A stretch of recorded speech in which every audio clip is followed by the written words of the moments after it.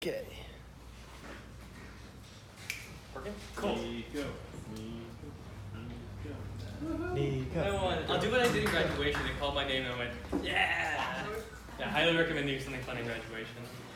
So, you guys have probably heard that I have been kind of asking questions on what would be impactful for you in social media marketing, and really I boiled down what I wanted to speak about in this very short presentation.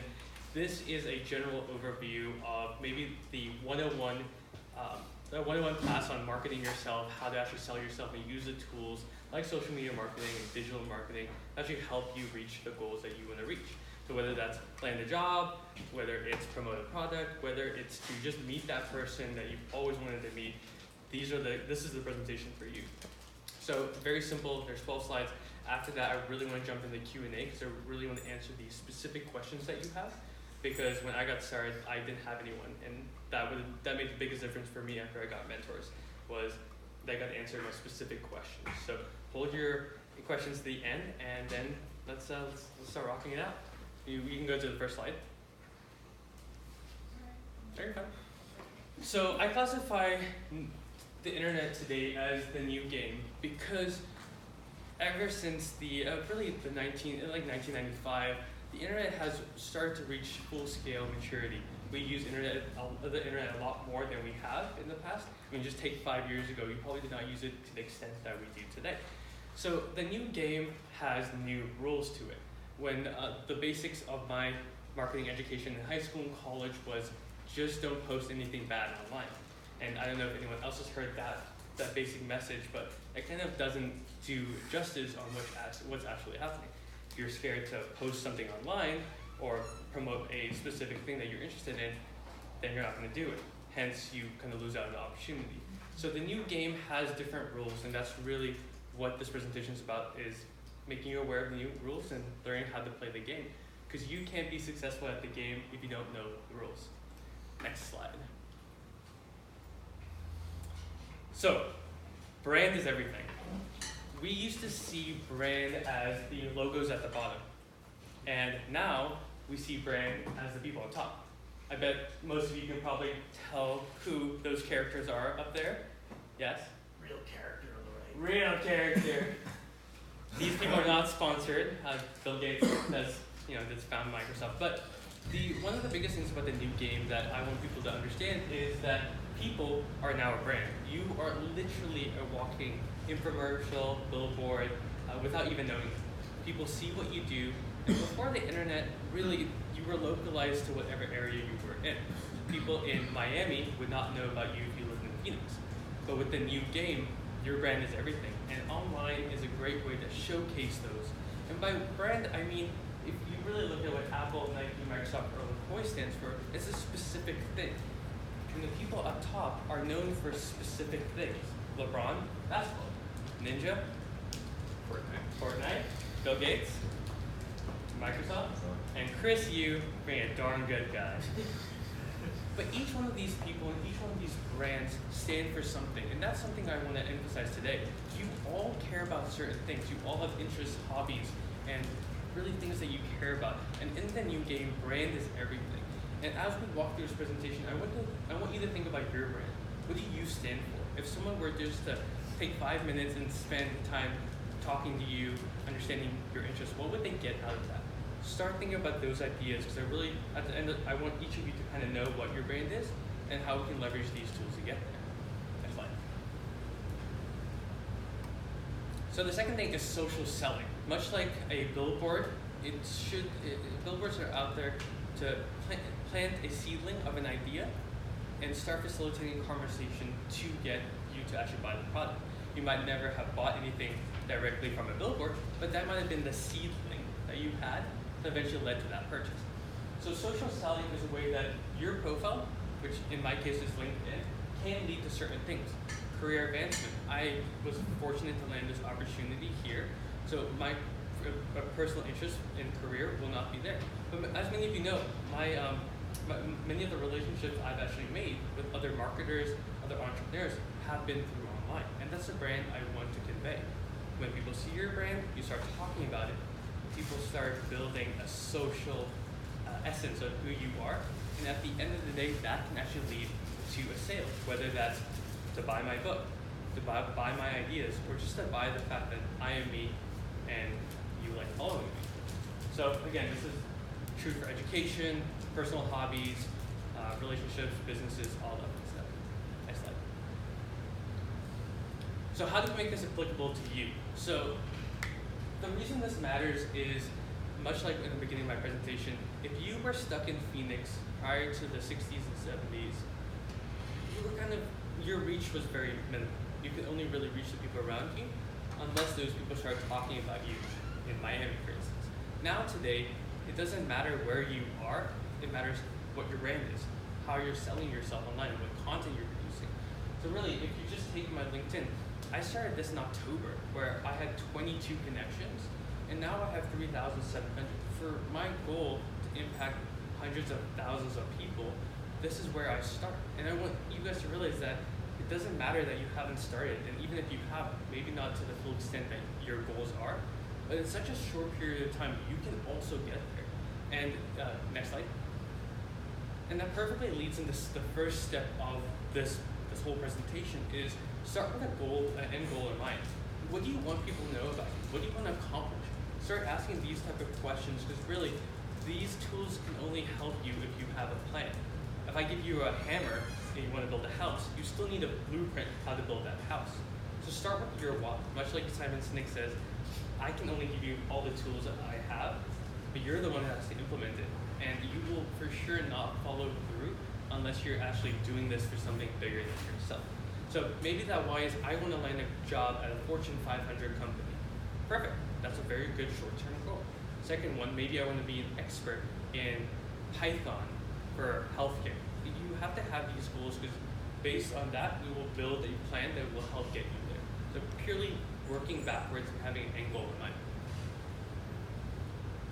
Step 2 is what? What do you do? Are you a coder? Are you a personality? Like, what is that thing that we can actually show people? Like, oh, Richard is a coder because of this. And from that, we see what his why is. He codes because he wants to find unique solutions in healthcare. Like there has to be a plan built on it. So what is it? Are you a beer enthusiast? Maybe you love beer. People have made careers just talking about beer. Successful $80, $90, $100, $120,000 a year talking about a passion. They talk about it through YouTube, through texts, through speeches, but it all stems back to their why. So figure out what that thing is. And third step, how? Okay, cool, Nico, you said why I should do it. I've identified what I should do. Now, where do I start? This one's tailored to where you want to go. I prefer video because that's something that I've learned to love after a while. I was super nervous at first, and I'll actually share my very first video. I was a mess. It took me 22 minutes to film 44 seconds. I just couldn't, it was so scary to me. But that, I grew to love it. Some people love podcasting. They love being able to speak. Maybe the camera's not for them. That's perfectly fine. Some people just like to write. There are very successful writers. But identify which one of those 3 ways of communicating your message you can excel at. And we can fill in the rest later. Really figure out what that thing is, because that will fulfill your how. So next slide. So I asked for some questions, and I wanted to tie it into this conversation to make this a lot more personal. So the first question that I got was, cool, where do I start? These are some of the most up-and-coming / relevant social media platforms. So the simple answer to where do I start and what platforms am I in? All of them. You should be in every single one. Now, realistically, you can't. So I always talk about the 70-20-10 rule. 70% of your time should be spent on one platform, one place that you can call home. And I don't know if you guys realize this, Reddit, GitHub are all social media platforms. So you guys are already doing this to some extent. It's just now, how do I learn to leverage that to figure out what my why is? But apply 70-20-10. For myself, 70% is LinkedIn, 20% is Instagram, and I'm playing 10% in TikTok, Snapchat, and all these other platforms, because that's the capabilities I have. So your ambitions will be directly correlated to the places that you share your content. And when I talk about sharing your content, it's simply sharing that message. It's talking about the case studies that you're doing, working through the failures and sharing those failures. People, we we as Americans love a good underdog story. Like, I bet all of us would be completely sold, or wouldn't be sold, if we watched Iron Man knowing that Iron Man was going to be this great guy. Like, we like them failing and then coming back. So share the failures, build a following, because that's how you get raving fans. Next slide. So how frequently should I post? I want you to rethink this question. We all know people who post continuously, seems like 24/7, but we still watch them. So figuring out what that mission is, what you actually want to speak about, then seeing what capacity do you have. I bet if your favorite gamer streamed for 24 hours a day, you would probably watch it a lot more than you are right now. So content is directly correlated to the fact that where your ambitions are and what the capabilities that you have. Obviously, not all of us can do streaming 24/7. That's perfectly fine. Figure out what can you do and what can you do consistently. Next question. What's the most effective time to post? Data. I'm not going to answer that because each one of your audiences will be different. As you can see with the data here, I should probably be posting on Sundays a lot more because that's when I have a spike in my engagement. Each one of these platforms that you have has analytics, which I know you all have had a little experience in, to be able to tell you when's the right time to post and what your audience is gravitating to. Next slide. Should you be posting with attempt of reaching a maximum following? I think we all know people who have maybe 1,000, 2,000 followers, yet those followers engage in every single post. And I bet you guys have seen people with millions and millions of followers that don't really get any engagement. So again, this answer goes back to the question in the beginning. Why are you doing this? Why are you on these platforms? Because at a certain point, maybe you've reached your goal and you might need to rethink it. Maybe you shouldn't go posting every single day. Once you've reached that goal, maybe it's scale back until you figure out what the next thing is. So don't worry about following because followers don't really equate to anything tangible just yet. Through relationships and through your experiences, you'll know what's the right one. And I'm not putting anyone down for reaching for new heights. Definitely don't think about those intangible numbers as the direct correlation to your success. Is having alternative accounts like photography or any other interests important? Think about yourself as a company. You Inc. You are probably your brother, a son, a XYZ. Maybe you love coding. Maybe you like foods. Whatever that is, that encompasses you. So I don't believe in having multiple accounts. I've had multiple accounts for my personal brand, for my professional brand. Number one, it gets too messy. You're not going to be consistent on that. And what I want you guys to realize is people buy from people. When you think about anything that you've bought from a company, more than likely it was probably an interaction that you have with a specific person at that company, at that university, at that specific entity. That's what sold you. So start thinking about yourself as we're all different and we all have unique things. I'd be much more open if someone was a coder and loved food because I can identify with them because they love food and they know coding. So think of that as a competitive advantage, being able to share the multitude of things that you have. And I'm more than happy to talk through like what percent should you be sharing, because of course like it goes back to your goal. So we'll talk about that at the end. So that's a real Q&A. I really want you guys to think about this presentation as your 101 introduction into marketing yourself. But I'd love to answer the tangible questions that you might have. Because I know this is all great in theory, but what's going to take you from now to where you want to go? So really, I want you guys to go as extreme as you want with these questions, as personal, that you're okay with sharing, because I want to give you those tangible resources. So. How do you keep from like typecasting yourself? Pigeonholing? Yeah, like marketing yourself into like too specific of a niche. The nice thing, if you're talking about a personal brand, so companies, I always talk about companies figuring out their niche and dominating that. The nice thing about humans are we always change. I don't know if you guys listen to music a lot, but Lil Wayne, the rapper, was actually put out a rock album before. But no one thinks about him for being an artist that wasn't rock. A lot of the companies that we know, like YouTube started as an online dating service that you could share videos on. No one thinks of them as a dating service. We all just see them as this platform that we share videos on. Those videos still online? You'll probably find them. But yeah, so don't worry about pigeonholing yourself right now. You're human and you're expected to change. We go through multiple changes in our life. I bet the things that you liked as a kid, you might not like right now. I was obsessed with Legos and I don't talk about Legos at all anymore. And perfect example, my degree's in nutrition, but none of you really asked any questions to me about nutrition. So it goes to show you that Hey Nico, yeah. what should I eat? Ask Aaron. So we have Aaron for. That's why. Point to Aaron. But really, that's the answer is 99.9% of people will not pay attention to you, which is both a blessing and a curse, but it gives you the flexibility to experiment and do the things that you want to do.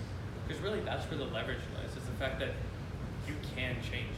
If you don't like something, you have the ability to change it. Might not be easy, but you do. So, yeah. So one of the issues I have with posting, and that sort of goes along with the don't post anything you'll regret, is not that I don't have things to post about or projects that I'm working on, but I'm worried they're not up to maybe industry standards, because I'm by no means an expert. So is there a point where, say, posting a project you're working on could end up hurting your chances of, say, getting a job or your image? Yeah, great question. So I'm gonna break that into two answers. So one is thinking about content. So when my content strategy for any company and any like my personal brand is to break down your content creation into 3 buckets. One is focus on education. Teach your audience about what you're doing. What's working, what's not, what's industry trends. Talk about that. Number 2, talk about the journey. Whether it's people or companies, there are ups and downs in everything. Like we have interns now, it's gonna be great. Like I'm posting a lot about you guys because you guys are interesting. Like that's what our audience wants, interesting content. They want to see that that we picked up a bird and saved a bird. It's not directly tied into biotech, which is okay because we're showing the personality that we have. And number 3, it's talking about the other people you're interacting with.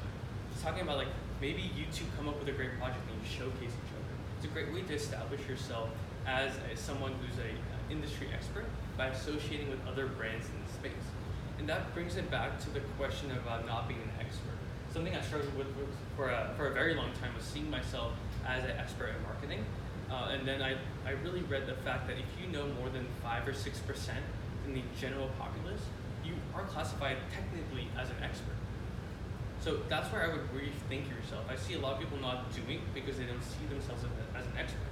But with so much content out there, not everyone can be an expert in everything. So if you've read 2 books, watched 7 podcasts, and listen to 7 podcasts and watch 3 YouTube videos or TED Talks, you're on your way to being an expert. So I would classify myself much sooner than later as an expert. Just remember, it's how you present yourself too. Don't lie, but don't be inauthentic with what you know.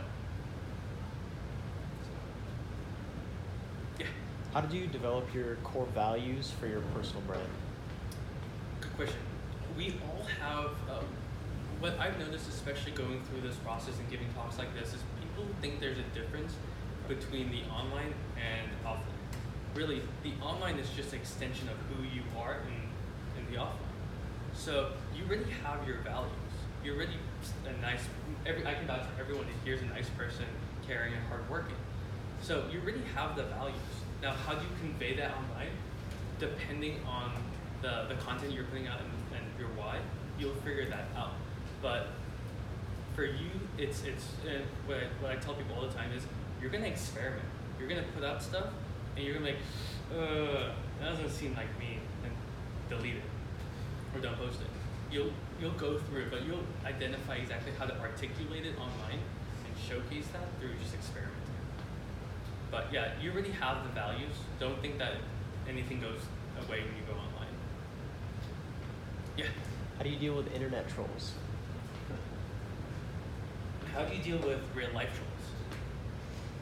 Not acknowledge them? He doesn't. I am the troll in real life. People are always going to talk. Like if you do something, if I do something, people are going to talk regardless. Like it's happening right now. Like, someone's probably talking bad about you right now. How do you deal with it now? I mean, sometimes you can lose sleep over it, and I understand that, but if it's out facing directly where they're putting it on your feed and talking bad about you, I mean that's more of a reflection on who they are as a person. Now they might.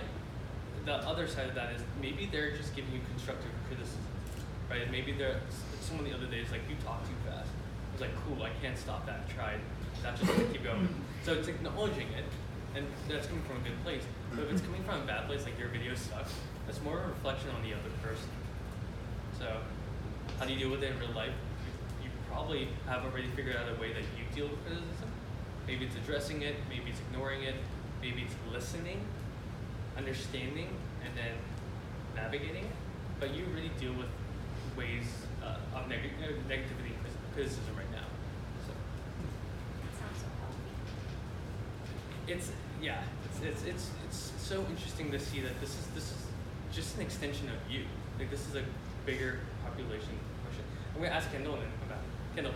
I'm glad you called on me because I kind of want to add to what you just said. Yeah. One time, Nico did have an internet troll and was really mean to him on social media, and the way he handled it was by just being really kind and saying, I'm sorry you don't like my videos, you cannot follow me, and have a good day. Yeah, I said So- they were upset with one of the messages I had, so I told them, I'm like, listen, like if this is really upsetting you, like you should probably just like block me because I'm probably like I'm not gonna stop posting videos saying that we can do cool things with our lives, so I'm not gonna do that. And the nice thing is you can always take a screenshot, blur out their name, and then you just got another post for the internet, Yeah, another yeah, content piece so that went viral. So. He reposted it, and then everybody was sympathetic towards Nico and said, I can't believe that guy said that thing. So, it was interesting. So, always use. There's great ways to get content. So, yeah. So back within the scope of applying for jobs, Yeah. what role do you think a resume or a portfolio plays in getting a job as opposed to personal marketing? I don't think there's a post. I think it's part of your portfolio to get a job. What the closest similarity I can point to is why do you go to job fairs? To physically interact with recruiters, right? Imagine doing that, but to everyone and on your time. That's really what the internet is. It's having those one-on-one conversations at scale online. So if I had to pick, I wouldn't say that any one of them is good. They're all better by themselves. Think about your portfolio as the things you've done as content. So technically that is personal branding because it's content out there. When people, that's what we do when we're evaluating potential applicants. We go to their GitHub. We're doing that right now. Some of you were personal references from someone else. Possibly you might say something online or interact with someone online that takes something offline and then tells us about that. Those are just two use cases about it's kind of happening right now already. So, and the biggest thing I can tell you guys is the post I did about the LaCroix. We had conversations happening outside from people we haven't heard from in a while based on that post. So we posted, they saw it, they reached out to us, and we had interactions, we had phone calls, we had discussions about that. So I wouldn't think that it's anything different. And something tangible is start talking to recruiters now. You're thinking about maybe going to grad school, or maybe wanting to apply at XYZ, or figuring out like what that thing, your why, figuring out what that is to you. Start networking now. It's never too early. Like having someone at the top of your mind. Like if I say who's the best coder, you probably thought of someone or yourself. Like that's cool, but you probably had someone in mind. So if someone came to you and was like, I need a really good coder right now, you're already on someone's mind. So any more questions? I really want to go like super tactical. Like how do I go from 0 to 1 and all that stuff. So how does like messaging / like language styles on different platforms vary across them?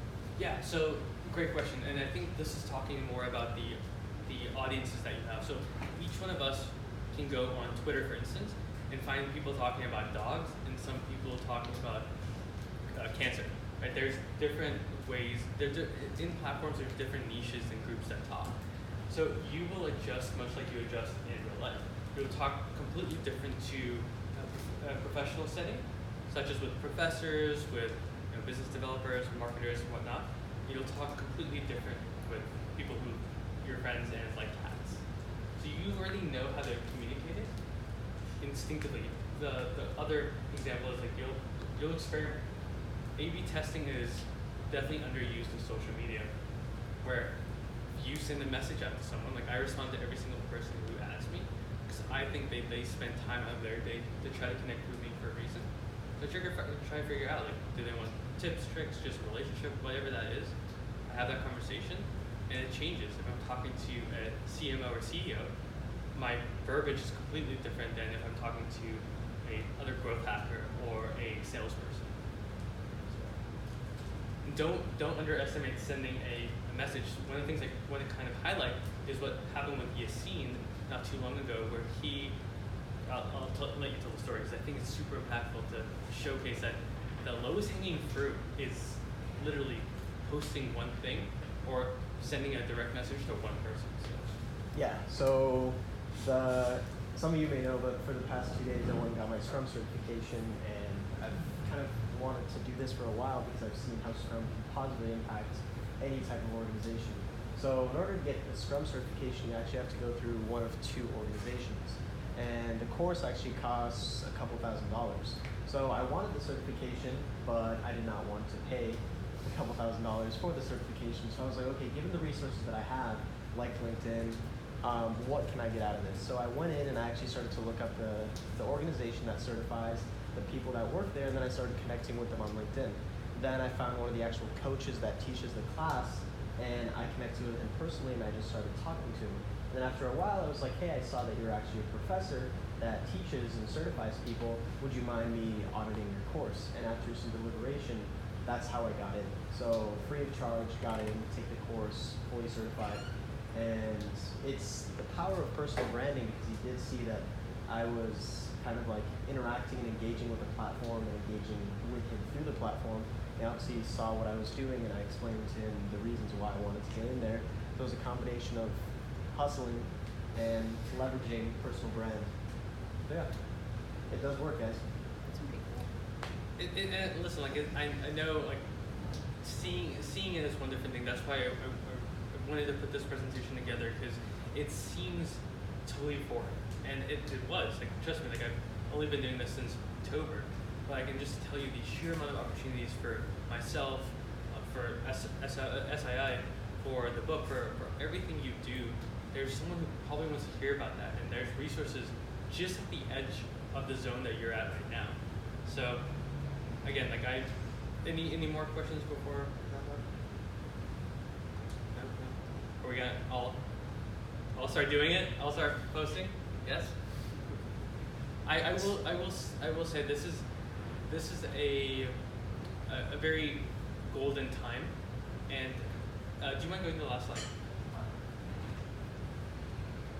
Really, like, the best time to start was yesterday, but the next best time to start this is right now. And it doesn't matter how young, how old you are. Now, there will never be as little content on the internet as there is right now, this very second. Because all work in the internet field, you see that there's constantly content being made. It's not going to get any less than this, and we're not going backwards. We're not going back and change. The platforms, Facebook, Instagram, will change, but we're still going to be interacting online. And we're still going to do it tomorrow, next day, and next day. So start thinking about that. If you have any more questions in regards to like how can I get started, like what should I do, how should I think about that, I really want to be here because they're... Actually, I have a question. Yeah. So, how do you determine that the content you're posting is like either too long-winded, or too short, too like shallow? Like, how do you find the balance for that? So, like for instance, if I post a photo on Instagram and the caption's like 5 paragraphs long, which I do sometimes, like how? Shut up. Yeah, like how do you find that like balance? Start looking at your consumption habits of content. once you start looking at the fact that I don't watch 10-minute videos, so it would be counterintuitive for me and the people I'm speaking to make a 10-minute video because that's not relevant to me. So figure out like how do you consume content, video, audio, text, and start thinking about how do you, like what's the length for you? Because I know people like Seth Godin who posted every single day for 15 years, and he has a loyal following. Not everyone ever reads it. Sometimes it's half a page, sometimes it's 3 sentences. So don't overthink and overanalyze the stuff you're doing. The second best answer is your analytics will tell. Like you will see what your audience likes by the likes, impressions, comments, engagement on it. And the business metrics that you'll see on these platforms will tell you. Maybe they don't like rainbows, but they like waterfalls. You know, if it's in photography. So really start paying attention to your habits. Like how do you like to consume it, and then check out the analytics. So yeah, the short answer is for LinkedIn, 1 to 1.5 minute videos, text that is between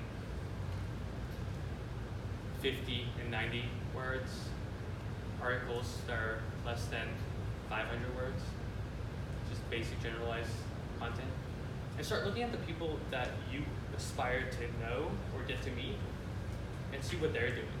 The nice thing about the marketing field is everyone's always ripping off everything else from everyone else and making it your own.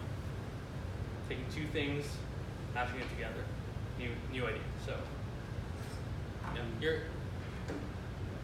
I think that's the biggest takeaway in general is just try it and see what happens. You can always delete it. You can always forget it.